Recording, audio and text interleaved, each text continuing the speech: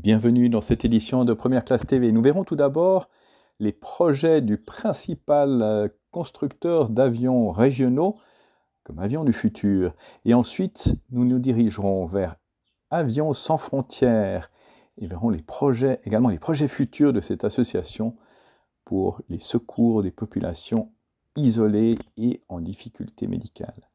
L'aviation du futur, c'est tout de suite sur Première Classe TV. L'avionneur ATR et le motoriste Pratt & Whitney Canada veulent travailler ensemble pour améliorer les turbopropulseurs PW127XT et explorer les technologies pour la future génération d'avions régionaux. Les travaux communs s'intéresseront aussi à la propulsion hybride électrique. ATR et Pratt & Whitney Canada ont annoncé au Salon du Bourget leur intention de collaborer au développement d'une technologie de propulsion avancée pour les turbopropulseurs régionaux. L'objectif commun est de participer au développement d'une aviation régionale à faible émission. Cette collaboration vise à capitaliser sur les performances inégalées des ATR équipés des moteurs Pratt & Whitney Canada PW127XT et à les améliorer, ainsi qu'à explorer des technologies pour la future génération d'avions, notamment le concept ATR Evo.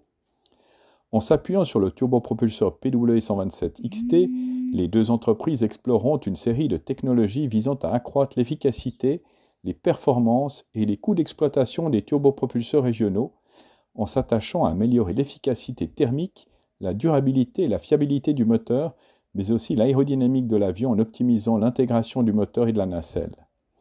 ATR et Pratt & Whitney Canada exploreront également le potentiel de la propulsion hybride électrique dans le cadre de l'étude de faisabilité du concept d'avion de future génération ATR Evo. Aujourd'hui, environ 1300 ATR propulsés par des moteurs Pratt & Whitney Canada sont en service dans le monde, dont plus de 60 sont équipés du modèle de moteur le plus récent, le PW127XT-M. Depuis leur entrée en service en 2022, les moteurs PW127XT-M ont accumulé plus de 300 000 heures de vol et permis, selon l'avionneur et le motoriste, d'améliorer de 40% le temps passé à réduire de 20% les coûts de maintenance et d'améliorer au moins 3% le rendement énergétique. La baisse drastique des subventions allouées par l'ONU a contraint Aviation sans frontières à faire évoluer la mission avion. Avec Medicaero, ASF veut lancer un programme unique au monde d'avions dispensaires. L'objectif est de transporter du matériel pour déployer un hôpital au plus près des populations dans le besoin. L'enjeu est maintenant de convaincre les acteurs du secteur aéronautique et spatial de participer à cette nouvelle aventure. Aviation sans frontières exploitait jusqu'à 3 Cessna Caravan dans le cadre d'un programme avec l'ONU qui compensait les heures de vol. Avec la fin de l'USAID, notamment, l'ONU a baissé considérablement les subventions, ce qui fait que, comme toutes les organisations non gouvernementales, ASF est aujourd'hui lourdement impactée et se retrouve en difficulté financière sur la mission avion. L'organisation humanitaire a dû entamer une réflexion stratégique pour redéfinir la mission avion et innover pour utiliser le plein potentiel de ces 2 Cessna Caravan. ASF veut poursuivre sa mission d'apporter quelque chose de positif tout en innovant. Avec l'avion hôpital, ASF veut devenir une sorte de pompier du ciel pour venir aider et soutenir les populations dans le besoin au plus près de chez elles. Ce nouveau programme, une initiative unique au monde, sera un avion hôpital, ou plutôt un avion dispensaire. À bord, des soignants bénévoles achemineront matériel et médicaments dans des zones où les structures de santé sont absentes. Chaque mission pourra assurer jusqu'à 800 consultations et actes médicaux ou chirurgicaux avec un déploiement en moins de 24 heures.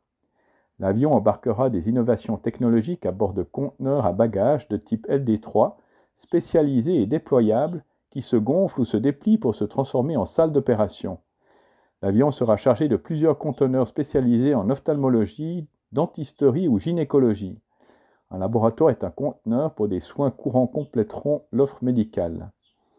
L'idée est de désenclaver les villages pour rendre la vue aux gens, pour éviter aux femmes qui vont accoucher de faire 3 jours de pirogue pour rejoindre une maternité, mais aussi pour anticiper les soins. L'avion hôpital va débuter ses opérations à Madagascar dans un premier temps.